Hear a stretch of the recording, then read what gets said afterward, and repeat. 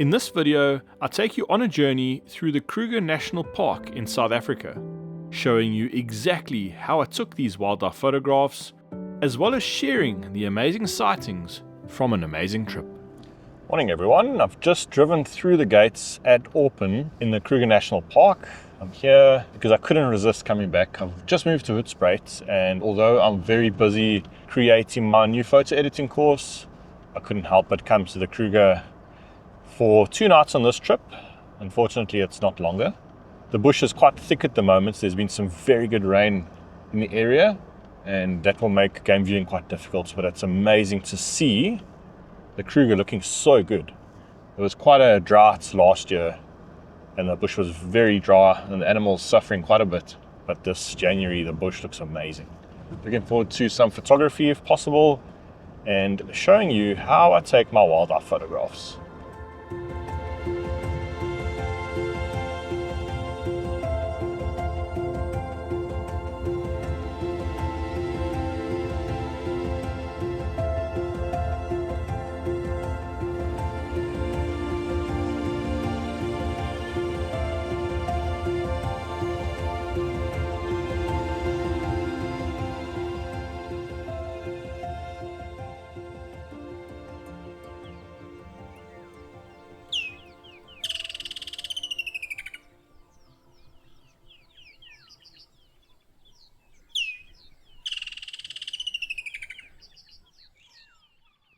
Just found some African wild dog.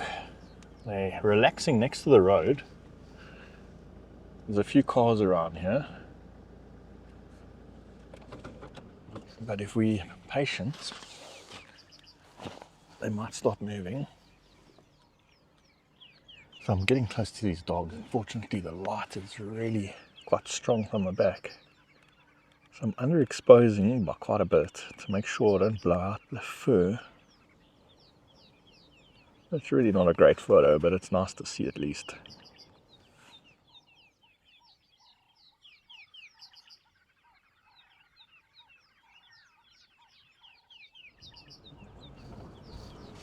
It was really nice to see those wild dog. They were right next to the road. I think there was 5 of them in the end. Photographically, there was nothing on offer there. The light was too harsh and there were too many cars, so I've left them now. I'm going to go on the S39 towards the Timbavati picnic spot. This S39 is a beautiful road. It follows the Timbavati River for quite a long way. And generally people stick to the tar roads in Kruger. So nice tip is if you come to the Kruger, try and drive as many dirt roads as you can. Although they can be corrugated at times, they do offer a little bit more exclusivity in terms of your experience.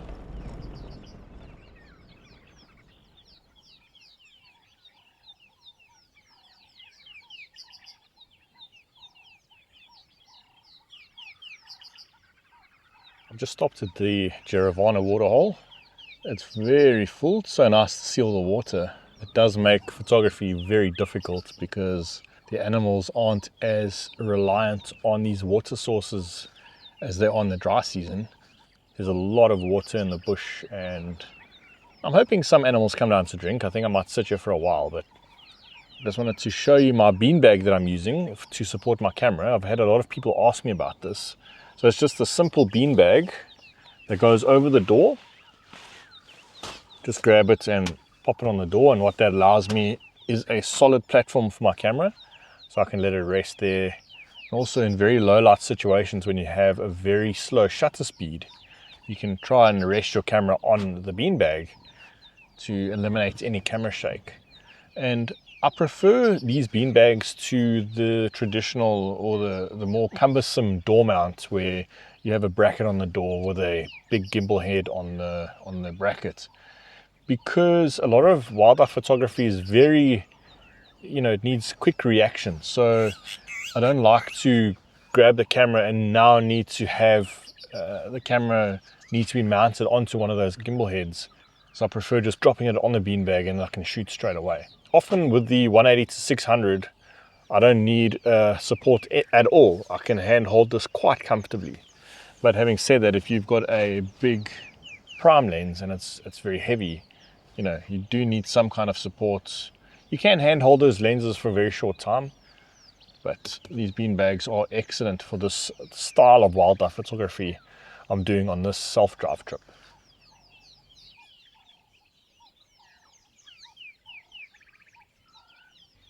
I'm busy taking photographs of a swallow, and I'm actually using pre-capture for this. I'm not sure if it feels like I'm cheating or not, but I'm getting some amazing takeoff photographs. On the Nikon Z8, you can set the pre-capture to 30 frames per second. So what pre-capture does, when you hit the focus, the camera starts buffering photographs. And then when you press the shutter, it keeps the last second before you press that shutter. So you can imagine with the bird taking off, if like me, your reactions are very slow, you have that second before you press the shutter to keep in terms of the photo. So it's allowing me some amazing takeoff shots, but the problem is it's only available in JPEG at the moment. Hopefully Nikon brings out a raw pre-capture. But if you get your exposure right, which I think I am, there's a bit of cloud, so it's changing the light quite a bit here. So I'm having to increase and decrease my exposure compensation quite a bit because I've got a background that falls into shadow while the bird is in sun and vice versa. So you can see the image on the screen now. That is a JPEG file. It's fairly well exposed, and I won't do much to that image in terms of editing. Let's just go through a few more. Problem is shooting at 30 frames per second, you have a lot of wasted images, but I mean, like that, for example, the swallow taking off, there's no ways I could get that perfectly timed. And still, it's a decent resolution. It's still the full resolution on the sensor. It's just a JPEG file, but you can still edit to JPEG, not as much as a RAW though.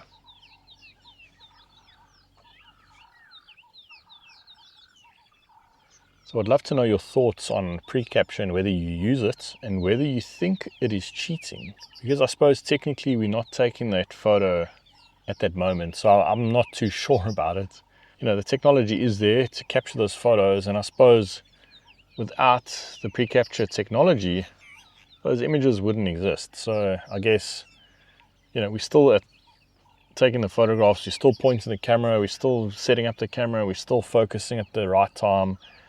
Pressing the shutter perhaps maybe a split second too late. But I don't know, let me know what you think in the comments. Let's see if we can get another one.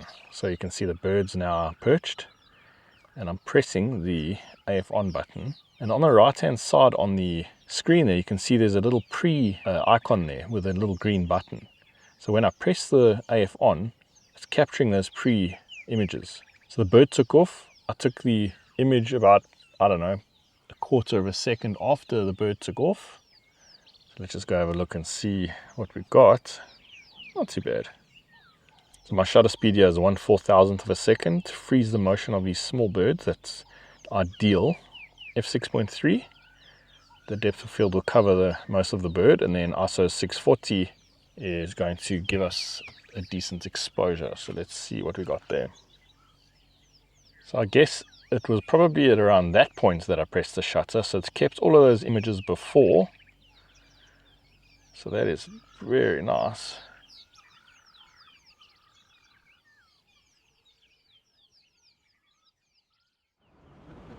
Just heading out on an afternoon drive. I went back to Satara after taking those bird photos just to make some food and just to rest a little bit. I've just come out now to travel more towards the east of the area. I just passed 2 mile lines resting in the shade. They were quite sleepy, so I will definitely check on them this afternoon. I'll go back. But I'm driving on this tar road going east towards, a Netsy picnic spot and the Swaney Hide. But let's head out on drive and let's see what we can find. Taking some images now of Carmine bee eater. Again, using pre-capture to try and get some takeoff shots. He's hunting, so he goes back to the same perch. I've seen him do that about 3 or 4 times now. Got my shutter speed at 1/4000th of a second, ISO 1000, 6.3. Exposure compensation is on minus 0.3. Change my angle slightly here to get him taking off more towards the side instead of towards me. Should get a nice side profile. It takes off, there we go. Let's hope the pre-capture worked nicely there. Let's get him coming back. It's quite amazing. Hey, got a little insect. I mean, this is the potential with this pre-capture. But all of those photographs, I would never be able to anticipate the action that quickly. I've just switched back to shooting raw files now, no pre-capture. When I pre-focus on the bird and then move a little bit to the right hand side and then anticipate his takeoff, give it space to fly into. So you can see I'm aiming at nothing now. But I've pre-focused, so hopefully the bird moves into that gap. You can see there. Let's see if he moves into that gap. He's likely to take a while because he knows I'm filming. This is one technique to use if you don't have pre-capture. Try and give it space to fly into. And then with your sort of left eye, keep an eye on the bird and try and have quick reflexes. Press the shutter button as soon as he's taken off. Oh, that was lucky. I'm going to zoom out slightly. Oh, this tracking works so well. A bird flew straight towards me. Let's have a look at some of those images. That is raw. So I'm very happy with that. I only nailed him slightly after he took off, but I mean, those are really nice images, especially this takeoff. It's almost full frame as well, so I'm very happy about that. The edit for this image was pretty simple. I cleaned up the noise using DxO Pure Raw 4, then cropped in a bit to improve the composition. I then added a couple tricks to make the sky in the corners look more like foliage and softened the background slightly. I increased brightness on the subject and tweaked the colors of the entire image while adding a vignette. The last step was to fix the eye. I prefer a glint in the eye rather than the nictitating membrane in the original. I just took the eye from the next frame in the sequence of photos. Let me know in the comments what you think of the edit. The rest of the afternoon was very quiet, and I enjoyed a relaxing drive making my way back to camp to see in the end of the day.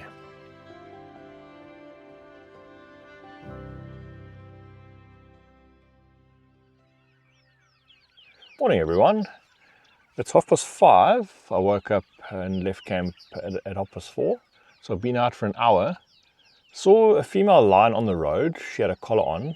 It was very dark, so I didn't get any images. And then I bumped into some more cars, which I think we're looking at another lion. And I'm assuming the lion was on the road because the cars weren't moving. I didn't see it, I'm guessing, but I turned around and I left that. So now I'm on the S126 this morning. I really like this road. There's a lot of nice open areas for photography.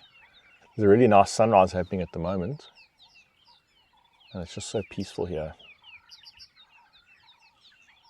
And looking forward to seeing what we can find today.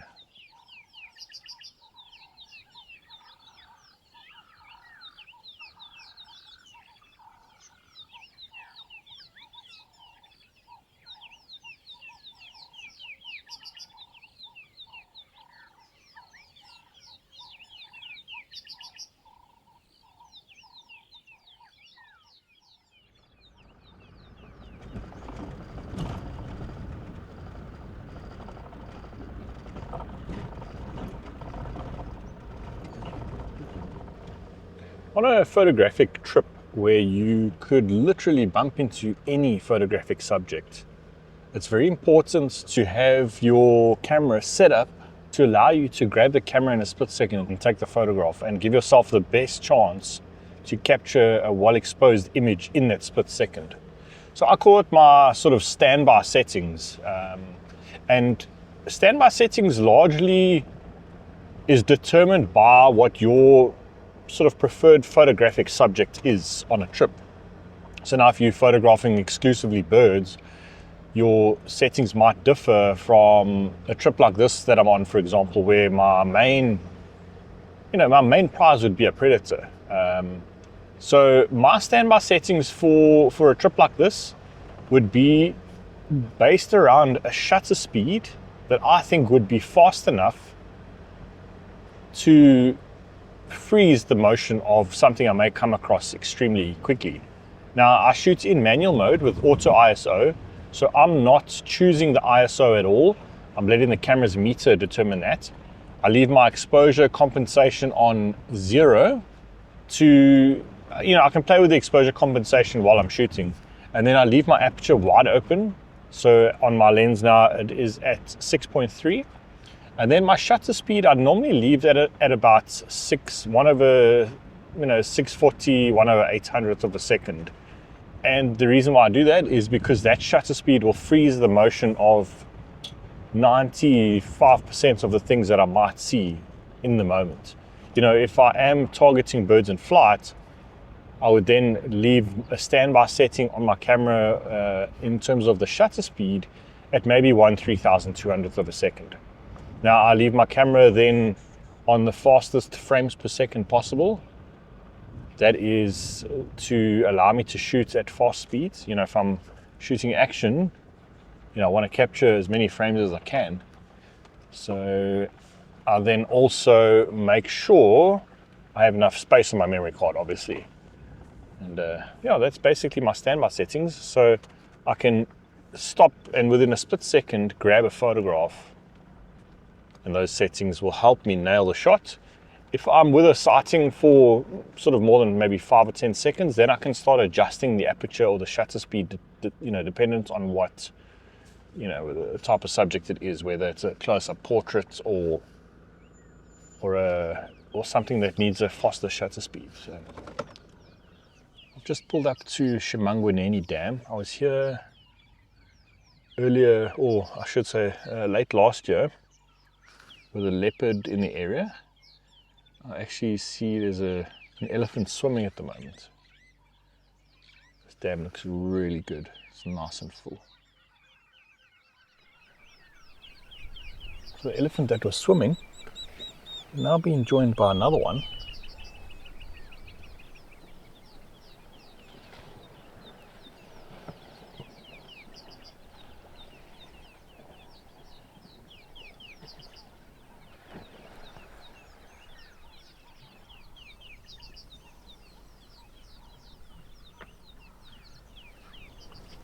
The sky's getting quite overcast, and it's almost identical to yesterday. We had some really good light in the morning, and then during the day the clouds pull in and provide some nice diffused lights for shooting more into the hot hours of the day. Just found a white-backed vulture. Might make a nice little photo. It's got some nice moody clouds behind it. Let's see what we can get here. Nice opportunity here to do a quick pano. I can't zoom out enough on this lens, so I've pre-focused on the bird, but now let's just wait for him to look up or something.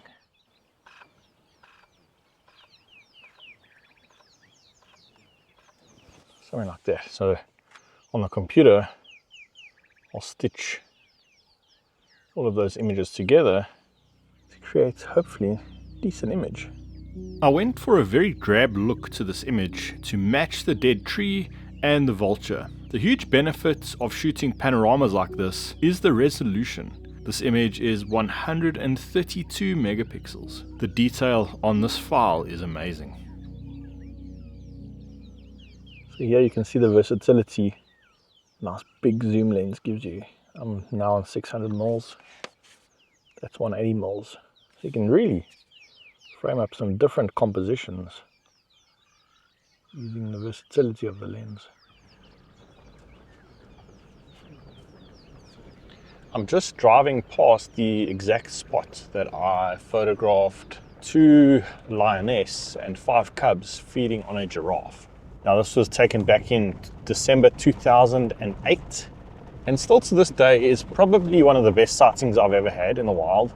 The two lionesses fed on a giraffe, and the cubs then went to go feed mainly on the head of the giraffe that was obviously laying on the ground. And it was during this sighting that I took this image, one of the most powerful images I've ever taken. Now, the story of this on the internet is the lioness lost its tooth during a fight protecting its cub and got covered in blood in the process. Now, that is not true. I don't know where that story got born, but the lioness, I don't know where she lost the tooth, but she didn't lose it during that sighting. She wasn't protecting the cub during that sighting either. The cub was just standing next to the lioness. But it made for a very powerful image. And in this is one of the biggest lessons I could give in terms of wildlife photography and capturing images that really captivate people. And it's through storytelling, and through storytelling, the viewer is able to connect with an image. And especially in this example, especially with mothers in particular, they connect with this image a lot. In wildlife photography, if your image can tell us a very captivating story like this one does, you know, you've got a very good opportunity or very good chance that that image will be quite successful and connect, you know, with a lot of people. Storytelling. It's one of the key aspects to get right in wildlife photography.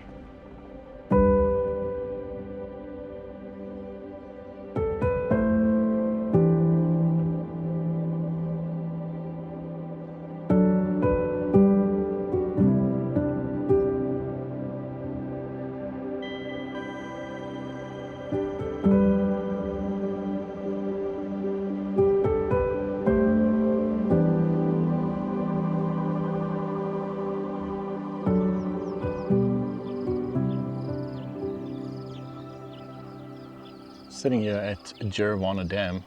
I've been here most of the afternoon. It's been a very quiet afternoon, although I did follow up on a leopard sighting that happened earlier in the day. It was apparently a leopard with a kill in a tree, and I did see the leopard and I did see the kill in the tree, but it was quite far and the leopard was in very long grass down a tree. So I sat there for about an hour waiting for the leopard to hopefully go back up to the kill, which it didn't do. And then I came to Jerevanna Dam and I've been here ever since. I've been trying some more pre-capture. Got a really nice image of a European roller. I've just taken some photos of some carmine bee-eaters dipping in the water not far from my car. So the bird activity here is incredible. This time of year is excellent for birds, and really enjoying the time here. The hippo's giving me a couple of shows now and then, making for a very enjoyable afternoon.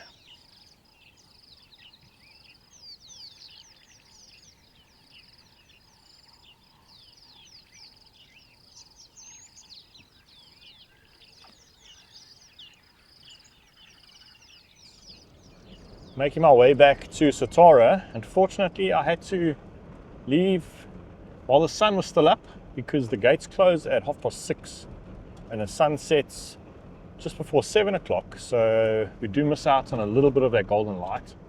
So I had to leave those birds, but heading back now, and I think when I get back to camp this evening, I'm going to try and look for that comet. There's a comet in the sky, but I think with these dark skies you get out here in the Kruger, especially here in the central and the northern regions of Kruger, get some really dark skies, and the opportunity for some stargazing might be on offer. It's another beautiful day in Africa. Not a lot of photographic opportunities in terms of predators, but the birds on this trip have been magnificent. And I'm sure the sunset tonight's going to be great.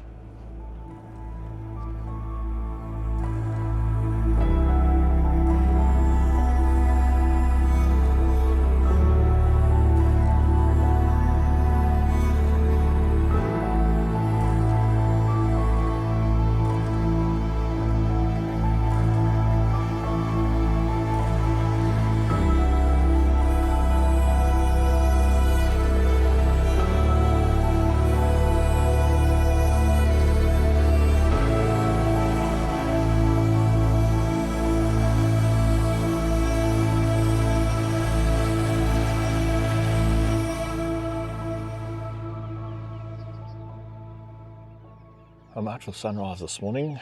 The sky was clear when I woke up, but now it's cloudy.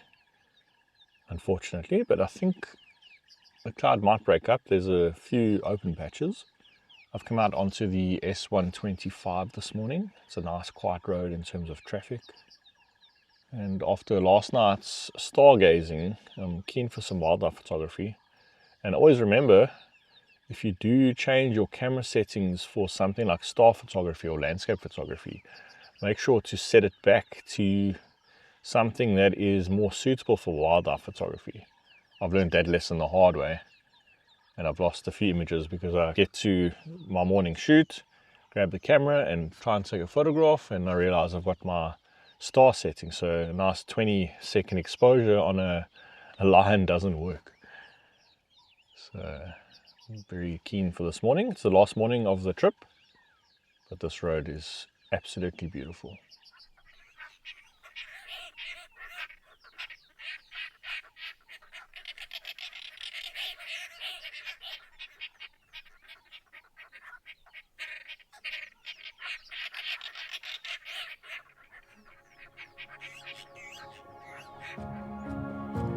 I continued on the S125. I heard lions but never found them.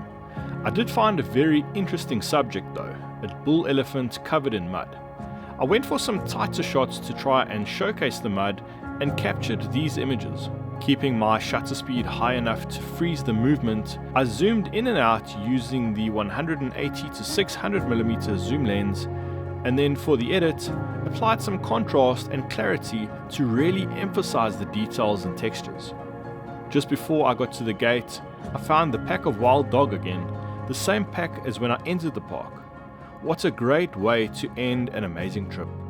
If you enjoyed this trip, check out this video next to follow the story of another trip to the Kruger National Park.